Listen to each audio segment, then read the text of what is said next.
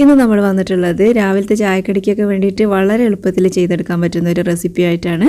നല്ല ടേസ്റ്റിൽ കഴിക്കാൻ പറ്റുന്ന ഒരു അടിപൊളി റെസിപ്പിയാണ് കേട്ടോ. അപ്പോൾ അതെങ്ങനെയാണ് ചെയ്യുന്നത് നമുക്ക് വീഡിയോ കണ്ടു നോക്കാം. പിന്നെ വീഡിയോ നിങ്ങൾക്ക് ഇഷ്ടമാണെങ്കിൽ വീഡിയോ ഒന്ന് ലൈക്ക് ചെയ്യാനും ചാനലൊന്ന് സബ്സ്ക്രൈബ് ചെയ്യേണ്ട കാര്യം മറന്നു പോകരുത്. അപ്പോൾ അതിന് വേണ്ടിയിട്ട് ആദ്യം തന്നെ ഒരു ബൗളിലേക്ക് 2 കപ്പ് മൈദപ്പൊടി ഇട്ട് കൊടുക്കുക. പിന്നെ നമുക്കിത് ഗോതമ്പ് പൊടി വെച്ചിട്ടും ചെയ്യാം. അപ്പോൾ നമ്മൾ ഗോതമ്പ് പൊടി വെച്ചിട്ടാണ് ചെയ്യുന്നതെന്നുണ്ടെങ്കിൽ 2 കപ്പ് ഗോതമ്പ് പൊടി ഇട്ട് കൊടുക്കുക. ഗോതമ്പ് പൊടി വെച്ചിട്ടും ഞാൻ ചെയ്യലുണ്ട്, അതും നല്ല ടേസ്റ്റ് തന്നെയാണ്. പിന്നെ ഇനി ഇതിലേക്ക് ആവശ്യത്തിനുള്ള ഉപ്പ് ചേർത്ത് കൊടുക്കുക. 1 ടേബിൾ സ്പൂൺ ഓയിൽ ഒഴിച്ചു കൊടുക്കുക. ഞാനിപ്പോൾ ഇവിടെ ഒലിവ് ഓയിലാണ് ഒഴിച്ചു കൊടുത്തത്. ഏത് ഓയിൽ വേണമെങ്കിലും നമുക്കിതിലേക്ക് ഒഴിച്ചു കൊടുക്കാവുന്നതാണ്. ഇനി ഇതെല്ലാം കൂടെ നന്നായിട്ട് ഇതുപോലെ ഒന്ന് മിക്സ് ചെയ്ത് കൊടുക്കുക.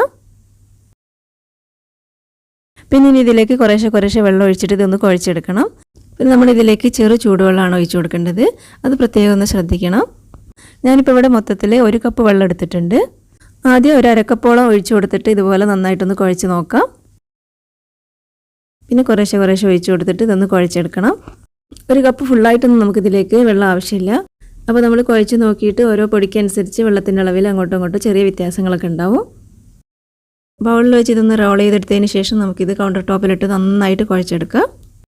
ഇപ്പോൾ ഇതാ ഇത്രയും വെള്ളം ഇവിടെ ബാക്കി വന്നിട്ടുണ്ട്. ഒരു 3/4 കപ്പോളം വെള്ളമാണ് നമുക്കിതിലേക്ക് ആവശ്യം വന്നത്. 1/4 കപ്പിൻ്റെ അടുത്ത് വെള്ളം ഇതിൽ ബാക്കി വന്നിട്ടുണ്ട്. ഇനി നമ്മളിത് നന്നായിട്ട് കുഴച്ചെടുക്കണം. നമ്മളിതിലേക്ക് ബേക്കിംഗ് സോഡയൊന്നും ചേർക്കുന്നില്ല.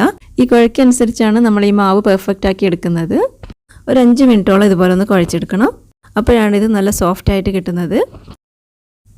ഇതിപ്പോൾ ഇതാ ഞാനിവിടെ നന്നായിട്ട് കുഴച്ചെടുത്തിട്ടുണ്ട് കേട്ടോ. ഒരു 5 മിനിറ്റോളം ഞാനിത് കുഴച്ചെടുത്തിട്ടുണ്ട്. നല്ല സോഫ്റ്റായിട്ട് കിട്ടിയിട്ടുണ്ട്. ഇനി നമുക്കിതൊന്ന് അടച്ച് വെച്ച് ഒരു 15 മിനിറ്റ് ഒന്ന് മാറ്റി വെക്കണം. ഇപ്പോൾ ഇവിടെ 15 മിനിറ്റ് ആയിട്ടുണ്ട് കേട്ടോ. ഇനി നമ്മളിതുപോലെ ഒന്നുകൂടെ കുഴച്ചെടുക്കാം. ഇനി നമുക്കിതൊരു 5 ഉരുളകളാക്കിയെടുക്കാം. അത്യാവശ്യം വലിയ 5 ഉരുളകളാണ് കേട്ടോ നമ്മൾ ഉണ്ടാക്കിയെടുക്കേണ്ടത്. ഓരോന്നിനും 2 ചപ്പാത്തിക്കൊക്കെ വേണ്ടി എടുക്കുന്ന അത്രയും മാവ് എടുത്തിട്ട് ഇതുപോലെ ഒന്ന് ഉരുളാക്കിയെടുക്കാം.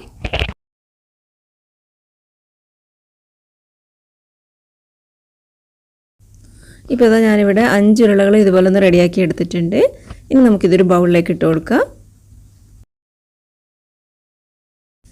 ഇനി ഇതുപോലെ കൗണ്ടർ ടോപ്പിൽ കുറച്ച് ഓയിൽ ഇതുപോലെ ഒന്ന് തടവി കൊടുത്തതിന് ശേഷം ഇതൊന്ന് പരത്തിയെടുക്കണം. നമുക്ക് പറ്റാവുന്നത്ര വലുപ്പത്തിൽ ഇത് പരത്തിയെടുക്കണം. കൈകൊണ്ട് ഇതുപോലെ ഒന്ന് പരത്തി കൊടുത്താലും മതി. ഇനി നമുക്ക് കൈകൊണ്ട് പറ്റില്ല എന്നുണ്ടെങ്കിൽ റോളർ ഉപയോഗിച്ചിട്ടും പരത്താവുന്നതേ ഉള്ളൂ. റോളർ കൊണ്ട് ചെയ്യുമ്പോൾ നമുക്ക് പെട്ടെന്ന് തന്നെ അങ്ങോട്ട് റെഡിയായി കിട്ടും. നമുക്ക് പറ്റാവുന്നത്ര കട്ടി കുറച്ച് ഇത് പരത്തിയെടുക്കാം ആദ്യം. ഏകദേശം നമ്മൾ പൊറോട്ട ചെയ്യുന്ന പോലെ തന്നെയാണ് ഇതും ചെയ്യുന്നത്. പൊറോട്ടയുടെ ഒരു ടേസ്റ്റ് തന്നെയാണ് ഇത് കഴിക്കാനും കിട്ടുന്നത്. പിന്നെ നമ്മൾ എളുപ്പത്തിൽ പൊറോട്ട ഉണ്ടാക്കുന്നത് എങ്ങനെയാണെന്നുള്ള വീഡിയോ ഡിസ്ക്രിപ്ഷൻ ബോക്സിലുണ്ട് കേട്ടോ. അപ്പോൾ നിങ്ങൾ എന്തായാലും അതൊന്ന് കണ്ടു നോക്കണേ. അതിൽ നമ്മൾ പൊറോട്ടയ്ക്ക് വേണ്ടിയിട്ട് കുഴയ്ക്കണ്ട, വീശണ്ട, അതുപോലെ ഞൊറിയണ്ട, വളരെ എളുപ്പത്തിൽ നമുക്ക് ഉണ്ടാക്കിയെടുക്കാം. ഒരിക്കലും ഫ്ലോപ്പ് ആവുകയില്ല. പൊറോട്ട ഉണ്ടാക്കിയിട്ട് ഇതുവരെ ശരിയായിട്ടില്ല എന്നുണ്ടെങ്കിൽ എന്തായാലും ഒന്ന് കണ്ടു നോക്കണേ.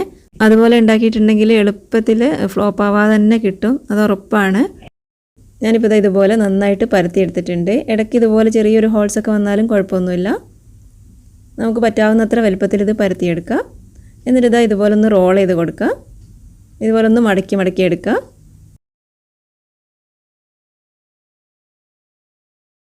പിന്നെ ഇനി ഇതുപോലെ ഒന്ന് ചുറ്റിച്ച് കൊടുക്കുക.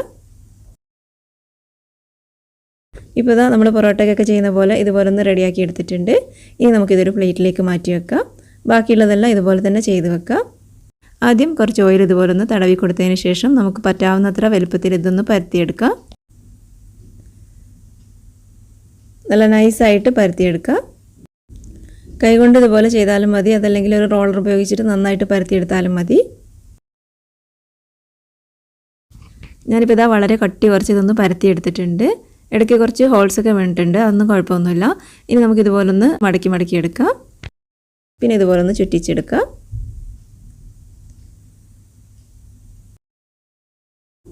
ഞാനിപ്പോൾ ഇതെല്ലാം ഇതുപോലെ ഒന്ന് ചുറ്റിച്ചെടുത്ത് വെച്ചിട്ടുണ്ട്. ഇനി നമുക്ക് ഇതിലേക്ക് വേണ്ട മുട്ടയൊന്ന് ബീറ്റ് ചെയ്തെടുക്കുന്ന സമയം വരെ ഇതൊന്ന് മാറ്റി വെക്കാം. ഒരു 5 മിനിറ്റോളം ഇതൊന്ന് മാറ്റി വെക്കാം. ഇനി നമുക്കൊരു ബൗളിലേക്ക് ഒരു മുട്ട പൊട്ടിച്ചൊഴിക്കാം. അതിലേക്ക് കുറച്ച് മല്ലിയില ഇതുപോലെ ചെറുതായിട്ട് ചോപ്പ് ചെയ്തിട്ട് കൊടുക്കുക. ആവശ്യത്തിനുള്ള ഉപ്പ് ചേർത്ത് കൊടുക്കുക. നന്നായിട്ട് മിക്സ് ചെയ്ത് കൊടുക്കുക. ഇനി നമുക്ക് ഇതൊന്ന് ചുട്ടെടുക്കാനുള്ള പാൻ ഒന്ന് ചൂടാക്കിയെടുക്കാം. പിന്നെ ഇനി നമ്മൾ റോൾ ചെയ്ത് വെച്ചതിൽ നിന്ന് ഓരോന്നായിട്ട് എടുത്തിട്ട് പരത്തി കൊടുക്കുക. ബാക്കിയുള്ളതൊന്ന് അടച്ചു വെക്കണം കേട്ടോ. പിന്നെ ഇനി കുറച്ച് ഓയിൽ ഇതുപോലെ ഒന്ന് തടവി കൊടുത്തതിന് ശേഷം ഇതുപോലെ ഒന്ന് പരത്തിയെടുക്കാം.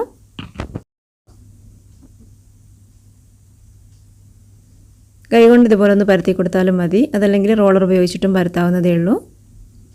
ബ്രേക്ക്ഫാസ്റ്റിനും ഡിന്നറിനും ഒക്കെ നമുക്ക് ചെയ്ത് നോക്കാൻ പറ്റുന്ന ഒരു അടിപൊളി റെസിപ്പിയാണ് കേട്ടോ. നല്ല ടേസ്റ്റാണ് കഴിക്കാൻ.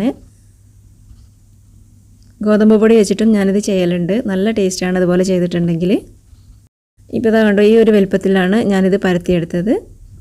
ഈ ഒരു കനത്തിലാണ് കേട്ടോ നമ്മളിത് പരത്തിയെടുക്കേണ്ടത്.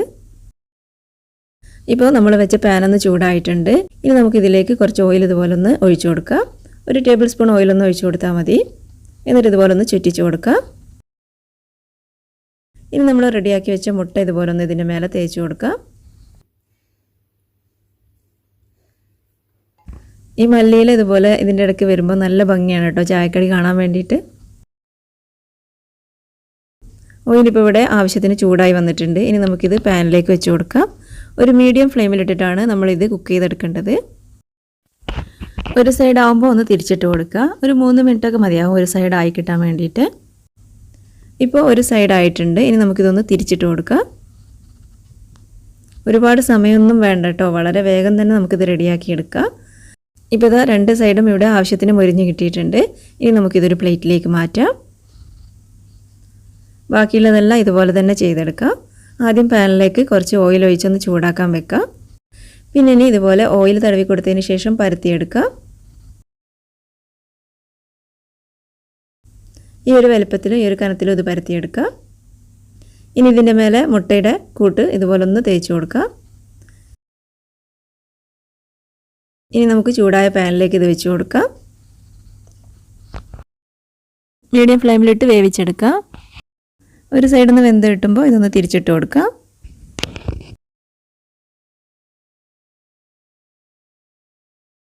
ഇപ്പോൾ ഇതാ 2 സൈഡും പെർഫെക്റ്റ് ആയിട്ട് വെന്ത് കിട്ടിയിട്ടുണ്ട്. ഇനി ഇത് നമുക്ക് പ്ലേറ്റിലേക്ക് മാറ്റാം.